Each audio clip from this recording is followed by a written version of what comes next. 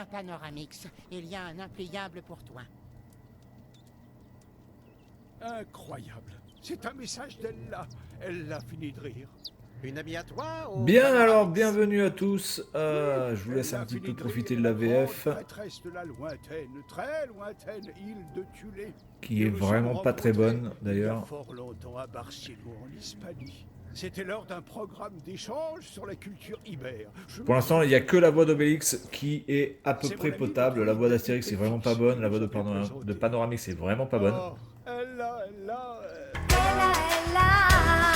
Alors, regardez-moi ces ombres de merde sur le sol. Regardez-moi ces effets là. Alors on est sur Astérix et Obélix XXL 3, le menhir de cristal sur la Switch.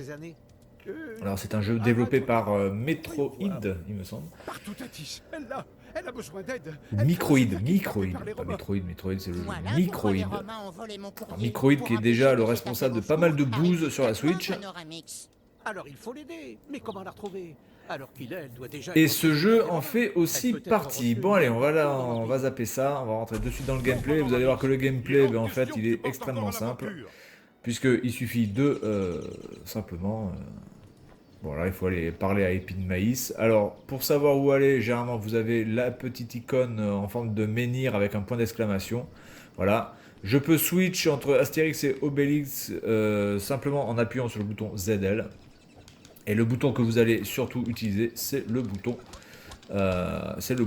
Y, voilà. Comme un gros bourrin, vous allez passer votre temps à appuyer dessus. Le gameplay est extrêmement pauvre de ce jeu. Alors, par contre, je pense qu'il faut passer par là, du coup. Alors après, au niveau du village, le village est plutôt bien foutu. Même les personnages sont bien dessinés. Je pense que de toute façon, la famille Uderzo et Goscinny ont dû valider au moins les dessins, ça c'est sûr et certain.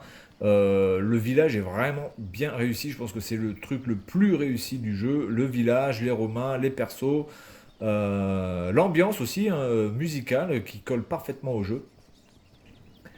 Mais il faut bien reconnaître que ça va se limiter à ça, parce que le gameplay est purement et simplement répétitif, inintéressant, et en plus totalement illogique, hein, puisque évidemment Obélix de base ne peut pas se faire prendre par les Romains, sauf si évidemment on l'endort avec une potion, avec des somnifères, etc. Mais je veux dire, à la base, Obélix, il fout 2 baffes et c'est terminé. Là, on a l'impression qu'Obélix galère pour battre des Romains, ce qui est complètement illogique. Alors que généralement, simplement un coup de poing et c'est terminé. Alors attendez, là on peut aller dans le magasin. Je pense qu'on peut acheter des choses. Donc on peut acheter un élixir de vie. Idée fixe ultra tonique, on va le prendre aussi.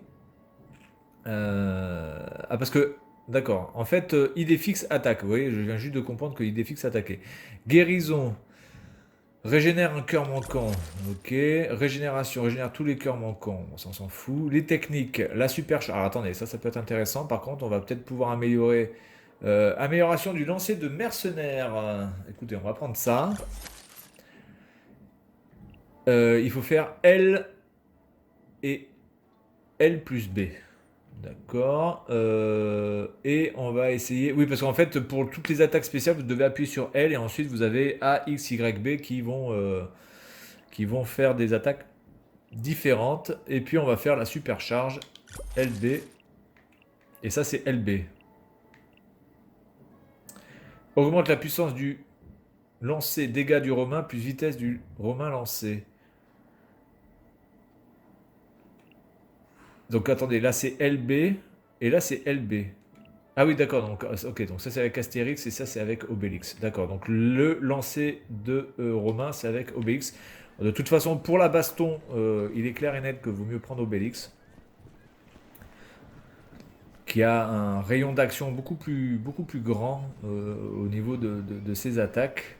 Il peut prendre beaucoup plus de Romains en une seule fois. Astérix est beaucoup trop petit. Donc, attendez, est-ce que je peux passer dans l'eau? Ouais, attention, open world. Alors, il faut dire quand même que les Astérix et Obélix, depuis quand même pas mal de temps, c'est pas la joie. Ça aurait été bien aussi d'avoir une map légèrement sur sur un côté droite ou gauche là pour qu'on puisse voir réellement où on est, parce que là cette vue, franchement GG là, regardez-moi ça, là on voit que dalle. Est-ce que je peux passer par là? Ok, donc en fait il faut que je passe par là.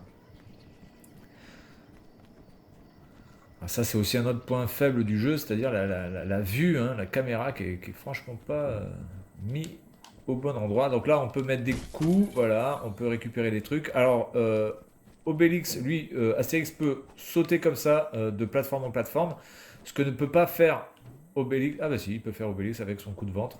Donc du coup, bah, en fait, ça sert à quoi? Parce que dans le tutoriel, on nous dit que il faut utiliser Astérix pour ça, alors que Obélix peut très bien le faire. De la même façon, donc bon, je vois pas du tout l'intérêt de switcher du coup. Et vous voyez là, quand j'appuie sur L, vous avez donc les différentes attaques. Et donc j'essaierai de faire un LB tout à l'heure pour faire un lancer de Romain. Je pense que des Romains d'ailleurs, on va en avoir quelques-uns. Alors oui, c'est pas mal aussi, on a les sangliers qui sont extrêmement bien faits aussi. Voilà, je pense que je vais pas pouvoir le choper. Voilà, donc là, attendez, hop, je fais le tournoi. Merde, j'ai pas pu faire mon truc. Dommage, attendez. Je pense qu'il va y avoir d'autres Romains, c'est pas un problème. LB, hein. Ah voilà, donc je pense que là, voilà, on peut les balancer. Bon là, le problème, c'est qu'on voit pas grand-chose, parce qu'il fait noir, mais en fait, il les balance. Attendez, je vais aller vers le haut. Et peut-être que si je reste appuyé sur le B, il va peut-être le balancer plus loin. Je sais pas, attendez, on va voir ça. Les sangliers qui sont extrêmement bien faits. Hein. Ah voilà. Attendez. Attendez. Je vais déjà en buter quelques-uns parce que là il me casse les noix. Voilà. Ça c'est fait. Attendez, mais là il n'y a pas un bug là les gars? Là il y a un bug hein. Alors il y a un bug, je vous mettrai une petite vidéo aussi que j'ai juste capturée là avec la Switch, puisqu'on peut enregistrer, il me semble, 10 secondes de quelque chose. Ah, voilà, là je suis en train de buter un sanglier. Ça peut vous donner de la bouffe et vous donner des cœurs, si jamais vous en butez un. Le jeu est buggé, le jeu lag, le jeu rame. Alors que bon, c'est pas non plus un jeu extraordinairement compliqué graphiquement, hein. Pas dire non plus que graphiquement ça soit une tuerie absolue. Il y a quand même de bons effets de lumière, etc. Hein. Les décors sont fournis. On peut pas se plaindre de ça.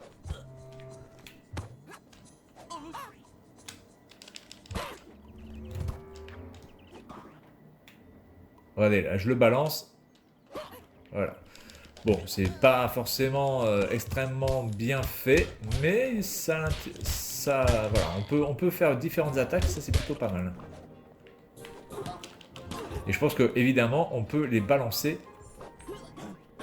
On peut les balancer sur d'autres Romains. C'est évidemment, je pense, le but du jeu de cette attaque. Voilà. Bon, il n'y a pas grand chose à dire. Je pense que c'est quand même un jeu à la base fait plus pour les gamins. Les gens qui veulent vraiment avoir un jeu intéressant avec ce Astérix Obélix. Bon, je pense qu'à mon avis, vous allez très très vite déchanter. On passe notre temps à faire du YY. Alors là, attendez, je vais switcher. Si on appuie sur... Alors là, il n'a pas pris sa gourde, mais il me semble que quand on appuie sur R, vous avez Astérix qui boit sa potion magique, sauf que là, il ne le fait pas. Donc peut-être qu'il n'a pas pris sa gourde.